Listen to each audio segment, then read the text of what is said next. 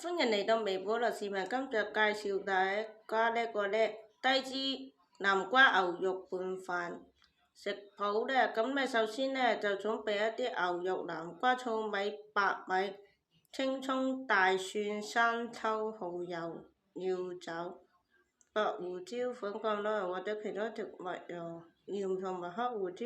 準備米飯，將糙米或者白米洗淨，放入電鍋中。按比例加水煮熟備用。處理南瓜，將南瓜去皮切成小丁，用蒸鍋蒸熟，直到變軟，然後用叉子壓成南瓜泥備用。將牛肉切成薄片，用生抽、蠔油、料酒、白胡椒粉同埋一少少鹽醃製15分鐘。喺平底鍋中加入少許橄欖油，放入大蒜炒香，然後加入醃好嘅牛肉。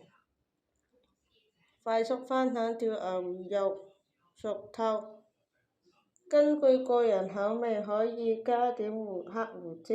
將